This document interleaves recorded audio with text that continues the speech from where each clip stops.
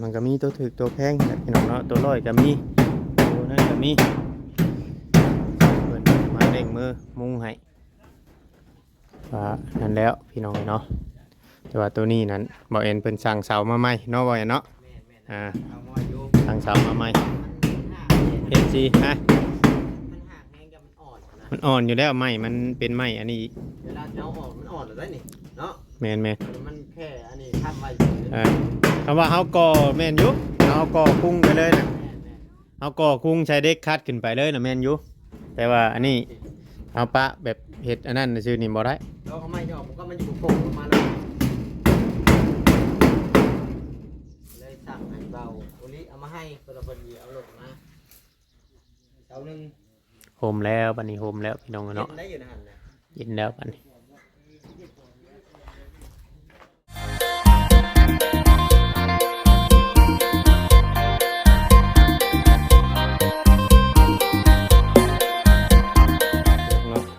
มาลุยต่อ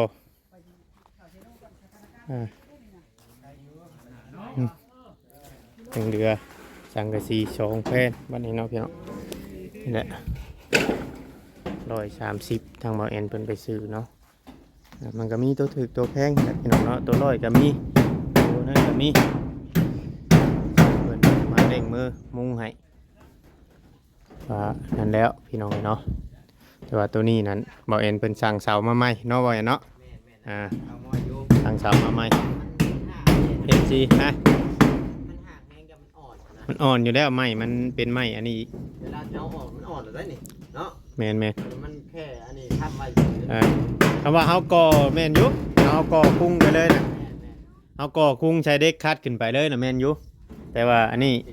เฮาปะแบบเฮ็ดอันนั้นซื่อนี่บ่ได้เราเขาไม่จะออกผมก็มันอยู่โป่งลงมาเลยสั่งให้เบาโอลิเอามาให้ตัวละคนดีเอาลงมาเสาหนึ่ง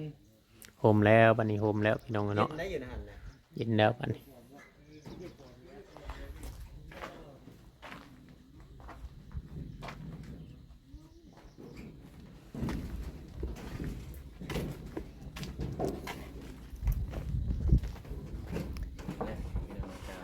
ถ่ายเก็บไปเก็บมาอย่างนี้แหละ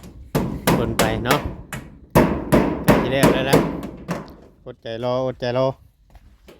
อดต้มแล้วกินหวานเนาะ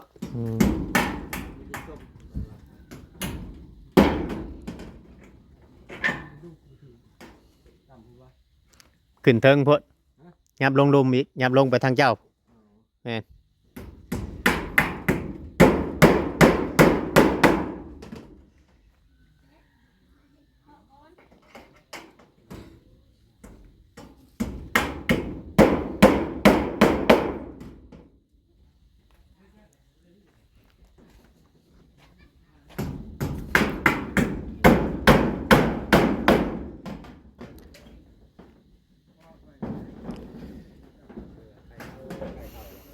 โอ้แล้วเนาะ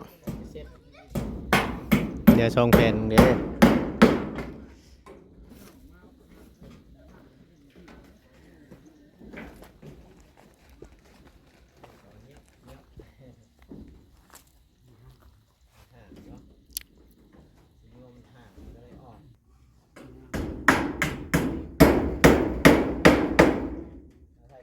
ตัวนั้นเนาะเราเสร็จดียาผมเป็นยังเป็นโค้งก่อนนะครับทีมาแก้ไขแต่ละมันกัดมันหักยากเนาะเบาเวียงแมนได้ใส่เลยเด้คือว่าห้าจีฮื้อมันก็ต้องฮื้อและมันเป็นมันก็เลยแก้ไขไปสิแหละพี่น้องมันก็ออกได้ยี่ร้องมันเป็นชังสีได้มุงชังสีมันโมเป็นยังเขาเอามุงแบบกระเบื้องนี่บ่ได้กระเบื้องมันบ่รอดมันรับน้ำหนักหลายได้กระเบื้อง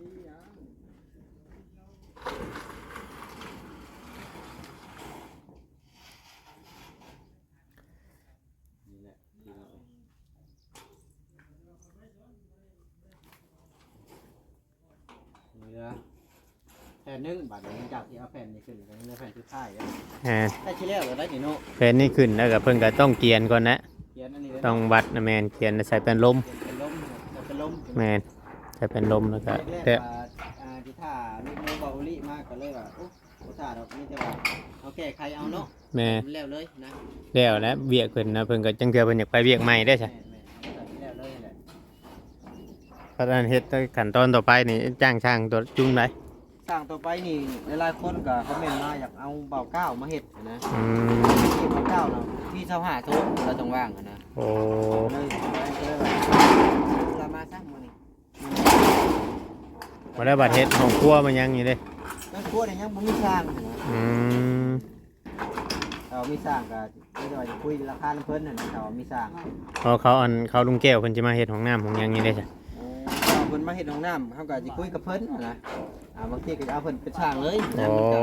มันก็สิง่ายเด้เนาะบ่เห็นเนาะ มันก็บ่มีปัญหาเลยนะ ก็สิได้ต่อกันเด้เนาะ แม่น เฮ็ดต่อกันเลยผมแล้วบัดนี้พี่น้องเอ้ยเนาะ ก็ประมาณนี้แหละเด้อเป็นเอาคนละที่นี่ ยังเหลือแผ่นเดียวพี่น้องเนาะทั้งพุทธกับทั้งเขาเบาทิศเบาแซนบ่ฮ้อนพี่น้องเอ้ยเนาะทางเมตู้ให้เอาแล้วบ่น้ำเมตู้เอาแล้ว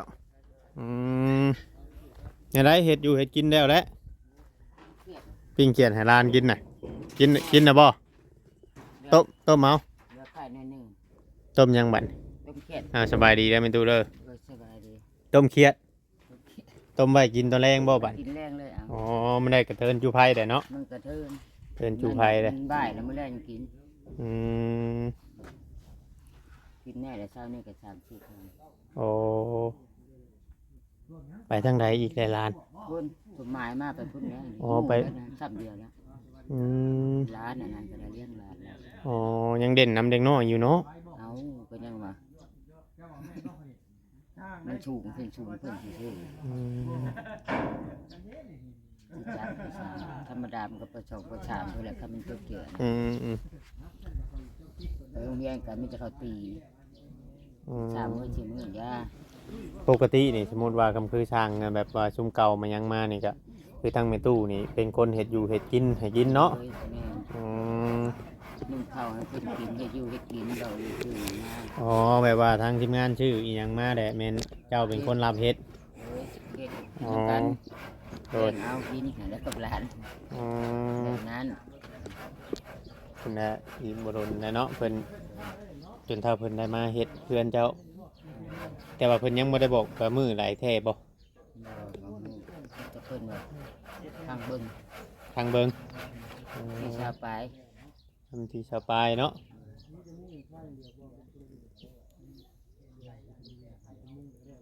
โดนเติบไปแล้วเนาะเพิ่นมาเดิมมาเฮ็ดเฮือนน้องเตนี่กันเนาะมีตู้เนาะ เพิ่นแต่เนี่ยบ่ โดย ชาวกระสองนึง แต่ว่าเพิ่นมา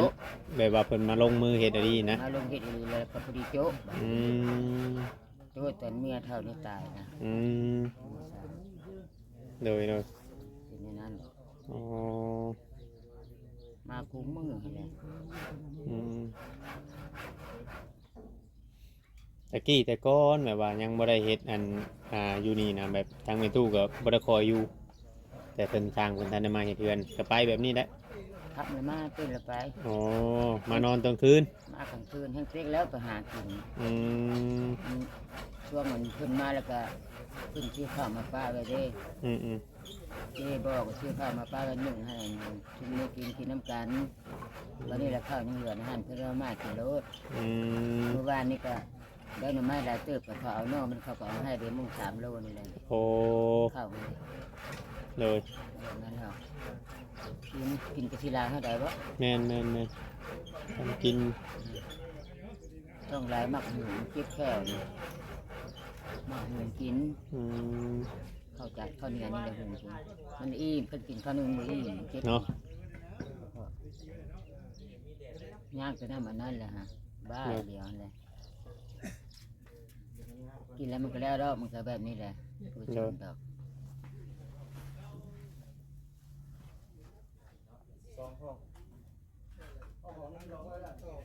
ขึ้นมาได้ใช่ ใช่มวนได้ ไม่หมดหลด อ๋อคนบ้านเฮานี่แหละแม่ตู้ บ่ แม่นเขาบ่แซน เออ เขาบ่แซนเขาบ่จิตเด้ ฉันบ่ แม่ตู้บ่ฮู้บ่ งูแล้ว บ่แสนบ่จิตบ่ แม่นบ่าเพิ่นมาซื้อดิน แม่น พาพระอาจารย์มาซื้อ ชื่อ อ๋อยังบ่จื้อเพิ่น บ่เจอ เราบ่ได้ค่อยเข้ามาเรื่อยบ่ บ่แต่พุ่นแล้วบ่ได้เห็นจักเทื่อ อ๋อโดยอืม 2 ปีป้ายแล้ว เมื่อวานนี่ชื่อเพิ่นก็เข้ามาหากแต่ว่าแม่ตู้สิบ่อยู่เฮือน บ่ได้อยู่ค้ำมาคืนนี่ อืม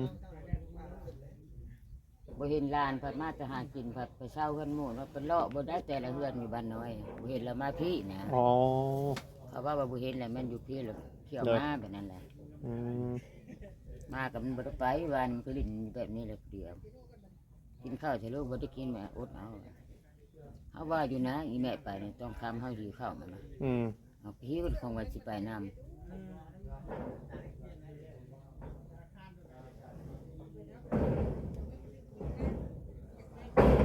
คืนนี้ก็บ่ได้มาเขาบ่ได้กินคืนนี้กันบ่มีน้ำมาค่ำแล้วเมื่อย อืม พุดเอาไปนั้นแล้วเมื่อพุ่นเขาปั้นให้มันยังให้แล้วไม่กิน ยากเนาะยาก คิ นำ วน้ำอันนี้นี่มันเบิดแล้วมันเข้าทางคิว แต่มาใส่ใหม่ๆตะกี้บ่ได้คิวบ่แต่มันลาย มันหลายมันก็บ่ได้คิว โอ้ บ่ได้คิวปานใด อืม เพิ่นมาเฮ็ดกินมื้อใดก็ชงกินมาหลายแบบบ่าวเวียงเลยซอยบ่าวเวียงได้เฮ็ดซอยมันหยัง อืม ถ้าเพิ่นปลาก็ได้3-4ตัวได้ตัวละ2-3โล อ๋อ เกาหลีชื่อสร้างอย่างนั้นได้มันชื่อนะ โดย นั่นแหละเอาไปละมือก็ว่านึง1 บาทก็2ม้วนขึ้นมาหลายเด้คนใหญ่เห็นแล้วหลายคนหลายใด ก็ว่าหนึ่งมากับเฮือนชานของอันเขาเจ้าก็คือเฮือนของชาวเทืองนี่ก็ยังบ่มีน้ำเนาะ บ่ได้มี เออน้ำยังเจ้ายังบ่ค่อยอยากเจาะกันพี่น้องเนาะ เพราะก็เรื่องมันก็ชื่ออยู่นะอยู่เพื่อนสาวมันก็ได้ เขาบ่ได้อยู่เฮือนเนาะ บ่ได้มาไกลแต่ อืม ปีกาย ลูกเต้าเราเลยซะ เขาไปทำงาน ใหญ่เบิดแล้ว ปุ้ย เฮามาตะกี้คือว่ามีเด็กน้อย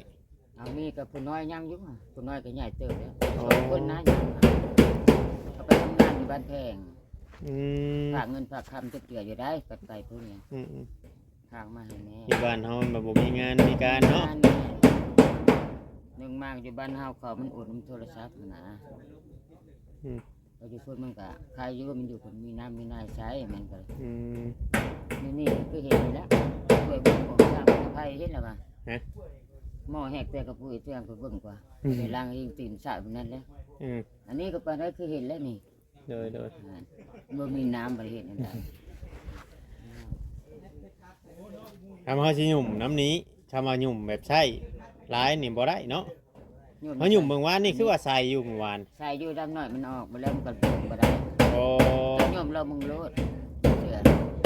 ไปเฮาหยุ่มไปโลนพุ่นเนาะ โดนพุ่นพืชข้าวที่ตุ่มออกนี่มาเฮ็ดอันนี้ก็เพิ่นได้ซื้อน้ำมันนี่ ตอนเฮ็ด ใส่ นี่เทน้ำนี่เนาะ อ้าวเปลี่ยนกันนี่ทั้งแสดงคนเปิดให้เปลี่ยนกันนะมันพืชมันแก่ได้แล้วแบบบุมีแห้งแน่นะคัจิว่าก่อนสู้ก็สู้ก็ได้ดอกหลายคนนะครับมาเบิ่ง อืม พ่อเพื่อนหลังนั่นคักอะไรเลย เพิ่นเอาช่างทางใดจะมาเจาะ สร้างอันเดียวนี่แหละ ช่างเดียวกันนี้ โดย แต่ว่ามันเพิ่นมาเบิ่งให้อยู่บ่ตอนเพิ่นมาเจาะต้น อันนี้เบาๆลีหรือว่าเบิ่ง บ่ได้อันว่าเพิ่นนั่นอยู่บ่วะเพิ่นเบิ่ง เพิ่นนั่น ได้ถามเพิ่นอยู่บ่ว่ามันเป็นหยังมันจังเป็นแบบนี้ได้ถามเพิ่นอยู่บ่เจ้าของอันรถเจาะนะ บ่เห็นจักเทื่อเห็นแต่เพิ่นมาเจาะไปจื้อ อืม ค่ำๆแล้วมา อืม เมื่อหากินมีพุ่นในบุมีน้ำเลยจ้ะเบาลีแล้วก็หูน้ำนี่เราช่วยอยู่ดอกน้ำคนละอยุนี่คือว่าเราอาศัยเป็นน้ำคนนี่ โอ้ ก็คือเห็นนี่แหละนี่ โดย น้ำในก็ อืม ได้น้ำก็เกี้ยงก็กว้างแล้วลูกหลานก็ทิ่มแห้งมากอาบน้ำไปคือกันนี่แหละ ยากเนาะ โอ้ยย่างเมื่อจะว่ามันใกล้คือหลัดป่าสิ ยากแบบว่าสมมุติว่าสิมาเจาะน้ำนี่ก็ต้องหาคนแก่น้ำแก่หยังเข้ามาแต่ในบ้านนี่ อันโอ้ยมันบ่ยากดอกอันบ่อึดเบาแล้วหูเบิด บ่กล้าเราก็บ่ว่างเรา เพราะว่ามันก็มีหลายคนอยู่เด้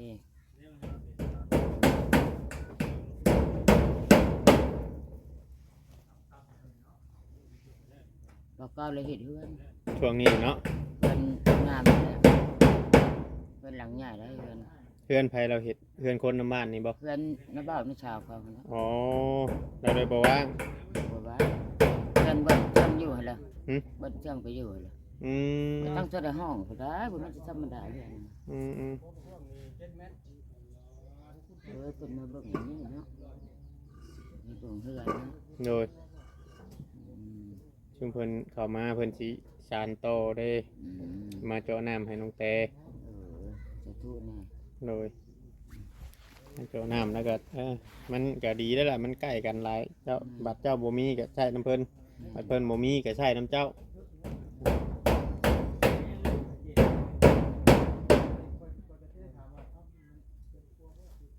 เพิ่นจ่อชูก็ที่จ่อใช้ได้ ฮะ สูบได้เนาะ ตอนนี้บ่ เด้อ เจ้าสูบไม่ได้ก่อนไหลเนี่ยนะมันบ่มีไฟฟ้า เนาะ มันต้องมีคนเข้าไฟฟ้าให้ทางเราก่อน แต่มันสิชูได้ พัวหั่นแหละ พวกมันได้เนาะ แม่น พวกนุ่มกว่านี้ ทางเบิ่งอันแหละบัดเรามาแบบว่าก็มามีคนเข้าฟืนเข้าไฟให้เพราะว่าใกล้กันก็พอได้อาศัยไฟเพิ่งกัน แม่น ภายในอยู่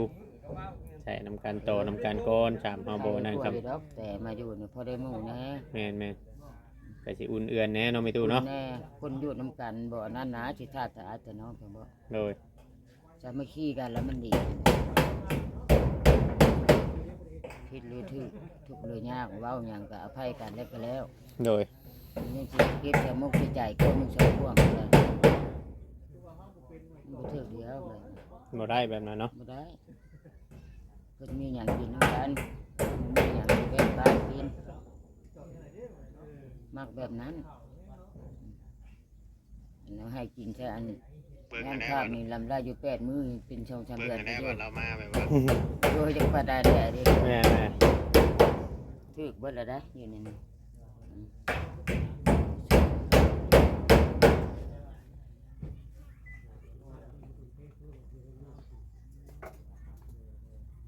ฮ้อนอะดิ อ๋อน่ะอยู่ตะคืนนอนบ่ได้ยังว่าตุกนี่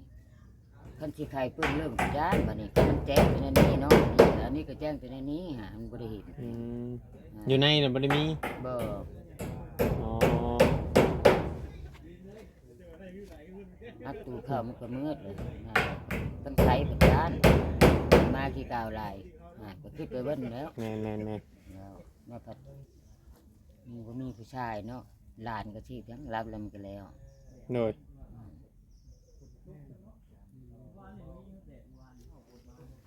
ทีมงานพระอาจารย์ โดย ทีมงานพระอา อา จา จาร ร ย์ ย์ ตอนเพิ่นมาเอาเงินมาซื้อดินให้นั้น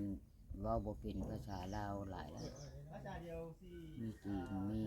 พวกอัน เพิ่นมาลูกชิดลูกหยังเพิ่นมาน้ำลายอันนั้นบ่ หลายแล้วตอนนั้น อ๋อ แล้วก็เบ้าตาเป็นผู้นำพา โดย ตอนนั้นบ่ได้จื้อได้โดนเตอ บ่ได้เข้ามารถเนี่ยเนาะเฮาก็ เพิ่นบ่ได้เข้ามาเทื่อเดียวจะพุ่นแหละ โดย รับซื้อดินในนี่ก็เบ้าตาเส้นเบ้าตาบ่ละเบ้าจิตบ่ละหรือว่าเบ้าแสนบ่ละเส้นใบชื่อขาดดิน โดย โดย สนางก็มี อืมโดย ยกง่ายมาอยู่บ้านอย่างนี้แล้ว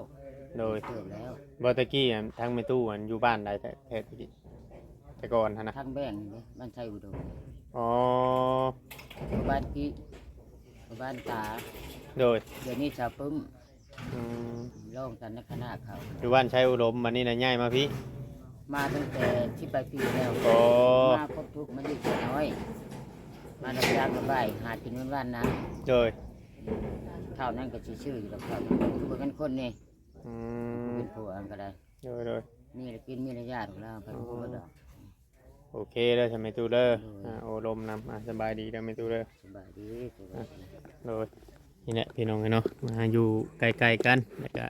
ถ่ายคลิปให้พ่อแม่พี่น้องเบิ่งนี่ก็พื้นที่ที่ว่าเพิ่นจะตั้งเฮือนนี่แหละพี่น้องเอ้ยเราก็เบิดซ้ำนี่แหละพื้นที่เราก็บ่กว้างปานใดก็เฮ็ดไรอยู่เนาะเพียงเนาะใครก็บ่มีอยู่ดินดอนของตัวเองแล้วตอนนี้ก็ทางทีมงานกำลังมาทีมงานเขาเบาเซนเนาะ พุ่นก็มาเบิ่งน้องยังเนาะเนาะพี่น้องเอ้ยปล่อยให้เพิ่นถ่ายคลิปไปเพราะว่าทางเฮาก็ได้ถ่ายไปแล้วน้องยังเนาะมันจังสิบ่ซนกันโอเคพี่น้องผิดพลาดก็ต้องกราบขอโทษขออภัยหลายๆเลยพี่น้องเอ้ยสำหรับคลิปนี้ก็ขอกล่าวคำว่าสบายดีพี่น้อง